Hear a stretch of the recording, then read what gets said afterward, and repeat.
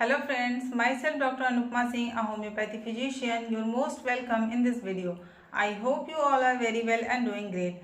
Friends, आज हम बात करने वाले हैं ऑस्टियोआर्थराइटिस के बारे में कि ऑस्टियोआर्थराइटिस क्या होता है, इसके कारण क्या हैं और इसके सिम्टम्स क्या क्या होते हैं और रिस्क फैक्टर पे कौन कौन से लोग होते हैं एंड होम्योपैथी में इसकी कौन कौन सी मेडिसिन हैं।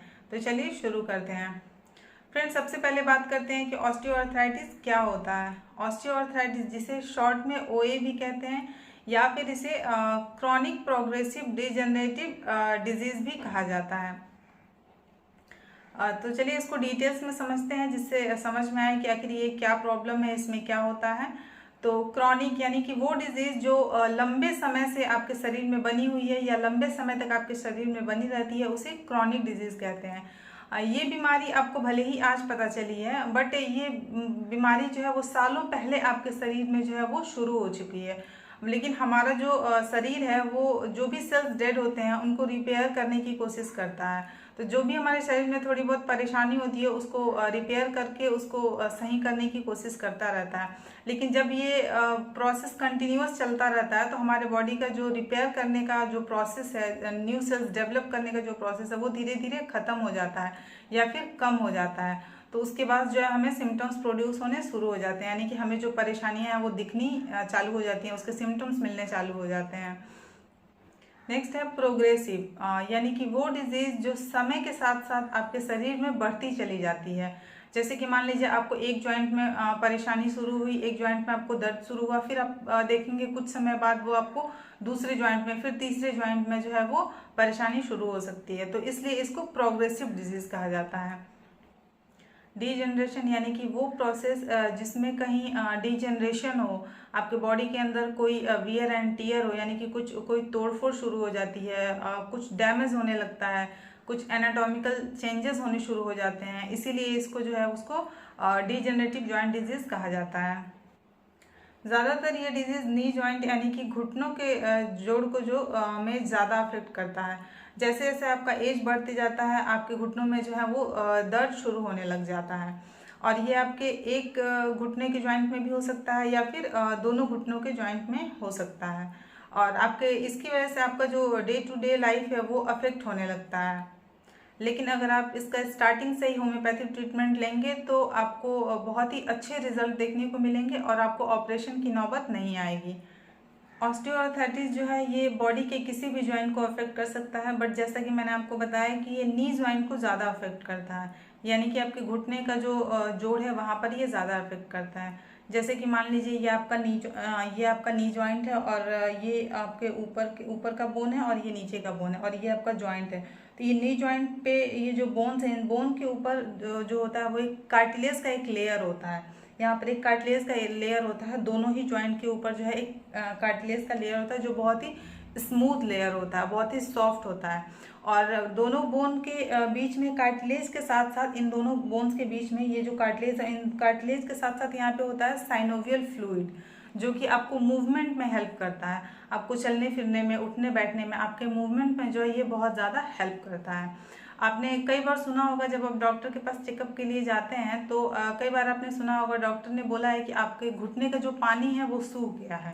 तो यही साइनोवियल फ्लूइड होता है जो कि सूख जाता है या फिर धीरे धीरे कम हो जाता है। फिर जो कार्टिलेज है वो धीरे धीरे घिसने लग जाता है, जिसे हड्डी घिसना भी कहते हैं। कई बार आपने सुना होगा डॉक्टर्स कहते हैं कि आपके घुटने की जो हड्डी है वो घिस गई है, तो यही कार्टिलेज होता है जो घिस जाता है, क्योंकि कार्टिलेज जो होता है वो बोन का ही एक पार्ट होता है जो धीरे धीरे घिस जाता है। एक्सरे में कई बार आपने देखा होगा कि दो बोन्स के बीच का जो स्पेस है वो रिड्यूस हो गया, यानी कि वो कम हो गया है। जो दोनों हड्डियां होती हैं, ये जो दोनों हड्डियां वो और पास आ जाती हैं, जिसकी वजह से आपको ये प्रॉब्लम्स होने लगती है। और कई बार आपने नोटिस किया होगा कि मूवमेंट में आपको दिक्कत होती है, और जैसे आप मूव करते हैं तो आपको एक कट कट की आवाज़ सुनाई देती है। तो ये जो है इसी वजह से। अब बात करते हैं कि अगर आपको ऑस्टियोआर्थराइटिस की समस्या है तो आपको क्या क्या सिम्टम्स देखने को मिल सकते हैं। तो फर्स्ट है पेन, यानी कि आपको दर्द होगा, स्टिफनेस होगी, यानी कि आपको वहाँ जब भी आप रेस्ट पोजीशन में हैं, उठ के चलने की कोशिश कर रहे हैं तो आपको जो है बहुत ज़्यादा अकड़न महसूस हो रहा है। टेंडरनेस होगा, वहाँ पर आपको स्वेलिंग हो जाएगी, यानी कि वहाँ पर जो है वो सूजन होगा, और लॉस ऑफ फ्लेक्सिबिलिटी होगी, यानी कि आपको मूवमेंट में बहुत ज़्यादा दिक्कत होगी, घुटने को मोड़ने में और चलने फिरने में आपको दिक्कत होगी। बोन स्प्यूर हो सकता है, जैसे ही दो बोन्स एक पास आ जाते हैं तो जब वो घिसते हैं तो वहाँ पर आपको बोन स्प्यूर्स हो सकते हैं, यानी कि हड्डियाँ बढ़ सकती हैं। अब बात करते हैं कि रिस्क फैक्टर पे कौन कौन से लोग होते हैं जिनको ऑस्टियोआर्थराइटिस होने के चांसेस ज़्यादा होते हैं। तो फर्स्ट पॉइंट है ओल्ड एज, यानी कि जो लोग 60 एबव हैं, 60 एज से ऊपर हैं, उनको जो है ऑस्टियोआर्थराइटिस होने के चांसेस ज़्यादा होते हैं, क्योंकि उस वक्त जो है एज के साथ साथ जो साइनोवियल फ्लूइड है वो धीरे धीरे सूखने लगता है, इसलिए ओल्ड एज वालों को ये समस्या ज़्यादा होती है। नेक्स्ट पॉइंट है ओबेसिटी, यानी कि मोटापा। जिन लोग तो मोटे हैं, जिनका वजन ज़्यादा है, नॉर्मल से ज़्यादा है, उनके अंदर भी ऑस्टियोआर्थराइटिस होने के चांसेस ज़्यादा होते हैं, क्योंकि हमारा जो नी जॉइंट होता है वो एक वेट बियरिंग जॉइंट होता है। हमारे पूरे बॉडी का जो वेट है वो कंट्रोल करता है, तो वहाँ पर प्रेशर ज़्यादा पड़ता है, इसलिए जो लोग ओबेस हैं, जिनका वजन ज़्यादा है, उनके अंदर ऑस्टियोआर्थराइटिस होने के चांसेस ज़्यादा होते हैं। नेक्स्ट है जॉइंट इंजुरी। अगर आपको जॉइंट में कभी चोट लगी हुई हो, कभी को कोई फ्रैक्चर हुआ, कोई चोट लगी हुई हो, तो ऐसे लोग भी ऑस्टियोआर्थराइटिस के लिए प्रोन हो जाते हैं, उनको भी चांसेस ज़्यादा होते हैं ऑस्टियोआर्थराइटिस होने के। नेक्स्ट है repeated stress on the joint, यानी कि वो लोग जो ऐसा काम करते हैं जिससे जॉइंट पे लगातार जो है वो स्ट्रेस बना रहता है, जैसे कि फुटबॉलर्स हो गए, रनर्स हो गए, जिनका काम ही होता है मूवमेंट करना, पैर की एक्टिविटी उनकी ज़्यादा होती है, तो मूवमेंट ज़्यादा होता है, तो लगातार कंटिन्यूअस जो है वो स्ट्रेस बना रहता है जॉइंट्स के पास। तो इस कंडीशन में भी ऐसे लोग को भी इन फ्यूचर ये लोग भी रिस्क फैक्टर पे होते हैं ऑस्टियोआर्थराइटिस के लिए। नेक्स्ट है जेनेटिक, यानी कि फैमिली हिस्ट्री। अगर आपकी फैमिली में आपके पेरेंट्स या आपके ग्रैंड पेरेंट्स को भी ऑस्टियोआर्थराइटिस की समस्या रही है, तो ऐसे लोग को भी ज़्यादा चांसेस होते हैं ऑस्टियोआर्थराइटिस होने के। नेक्स्ट है बोन डिफॉर्मिटी, यानी कि वो लोग जिनके पैर या बॉडी का कोई भी पार्ट जो थोड़ा सा टेढ़ा मेढ़ा होता है, जो बाय बर्थ होता है, तो अगर बोन का पोजीशन चेंज है, वो थोड़ा सा टेढ़ा मेढ़ा है, नॉर्मल नहीं है, तो उस कंडीशन में भी ऑस्टियोआर्थराइटिस होने के चांसेस ज़्यादा होते हैं। ये तो बात हो गई रिस्क। अब बात करते हैं कि अगर आपको ऑस्टियोआर्थराइटिस की समस्या है तो आप क्या क्या प्रिकॉशंस ले सकते हैं।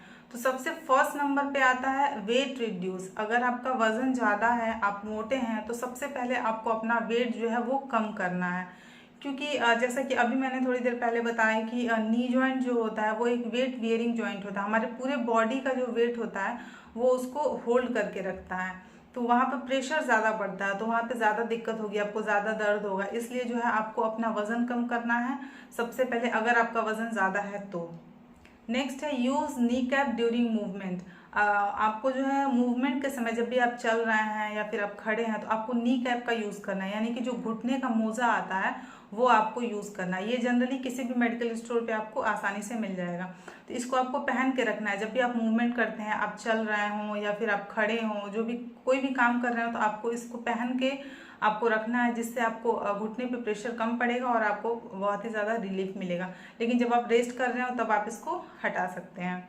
नेक्स्ट है डोंट यूज़ इंडियन टॉयलेट्स, यानी कि आपको जो है इंडियन टॉयलेट्स नहीं यूज़ करना है, क्योंकि इंडियन टॉयलेट्स यूज़ करने के लिए आपको जो है बैठना पड़ता है, और जिसकी वजह से आपके घुटनों पे बहुत ही ज़्यादा प्रेशर लगता है। तो आप कोशिश कीजिए कि इंडियन टॉयलेट ना यूज़ करके आप वेस्टर्न टॉयलेट या फिर कमोड यूज़ करें, जिससे आपको थोड़ा सा रिलीफ मिले और आपके घुटनों पे जो है वो प्रेशर कम पड़े। एंड नेक्स्ट है आपको डायरेक्ट जो है वो आपको ज़मीन पे नहीं बैठना है, यानी कि आपको पालथी मार के नहीं बैठना है या फिर पैर पे प्रेशर दे के नहीं बैठना है, डायरेक्ट ज़मीन पे नहीं बैठना है। आपको जब भी बैठना है तो या तो आप चेयर पे बैठिए, टेबल पे बैठिए, आप कहीं किसी भी चीज़ पे बैठिए, लेकिन एक सपोर्ट लेके बैठिए। आप डायरेक्ट ज़मीन पे पैर फोल्ड करके या पालथी मार के नहीं बैठना है आपको। नेक्स्ट पॉइंट है कैल्शियम इंटेक। आपको कैल्शियम का इंटेक ज़्यादा रखना है, क्योंकि कैल्शियम जो है वो एक बोन का ही हिस्सा होता है। कैल्शियम की वजह से ही बोन जो है वो स्ट्रांग रहता है, तो आपको कैल्शियम का इंटेक अच्छा रखना है, जिससे आपके बोन जो है वो थोड़े से स्ट्रांग रहें।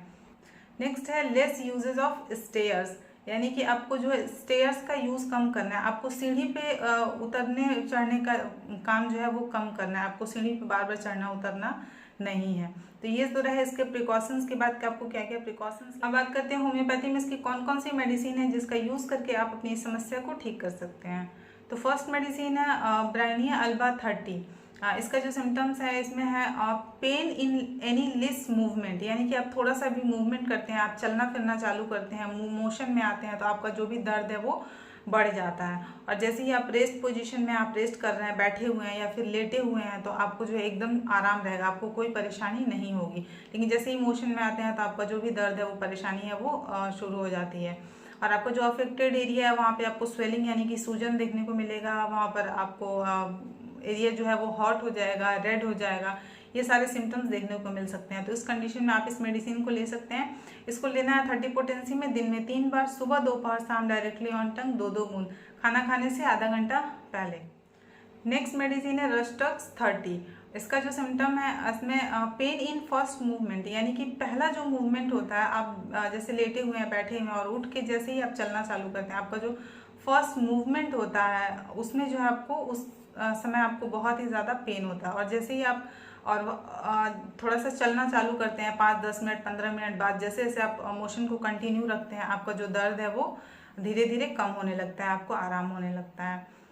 और ठंड की वजह से आपकी परेशानी ज़्यादा बढ़ती हो, जैसे ठंडी का मौसम है या आप कहीं ठंड में चले गए हों या फिर आप एसी में हो, तो ठंड की वजह से जो है ठंड कोल्ड वेदर की वजह से जो है आपकी परेशानी आपकी जो बढ़ जाती है। और अगर आपको मोशन में है तो आपका जो दर्द है वो आराम है, लेकिन जैसे ही आप रेस्ट करते हैं, आप लेटे हुए हैं, बैठे हुए हैं, तो रेस्ट पोजीशन में आपका दर्द जो है वो बढ़ जाता है। तो इस कंडीशन में आप इस मेडिसिन को ले सकते हैं। इसको भी लेना है आपको 30 पोटेंसी में, दिन में 3 बार, सुबह दोपहर शाम, डायरेक्टली ऑन टंग 2-2 बूंद, खाना खाने से आधा घंटा पहले। नेक्स्ट मेडिसिन है कैलकेरिया कार्ब 200। ये मेडिसिन जो है एक बहुत ही इम्पॉर्टेंट मेडिसिन है। ये बना होता है कैल्शियम से। कैल्शियम जो है वो हमारे बोन का ही एक हिस्सा होता है।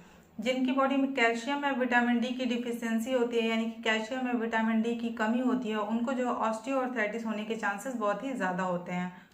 कैलकेरिया कार्ब का जो पेशेंट होता है वो फैटी होता है, यानी कि वो थोड़ा मोटा होता है, बट उसके अंदर कोई एनर्जी, वो दिखने में सिर्फ मोटा होता है बट उसके अंदर कोई एनर्जी नहीं होती है, कोई बहुत ज़्यादा ताकत नहीं होती। वो जैसे थोड़ा सा भी कोई काम किया उसके बाद वो बहुत ही जल्दी थक जाता है।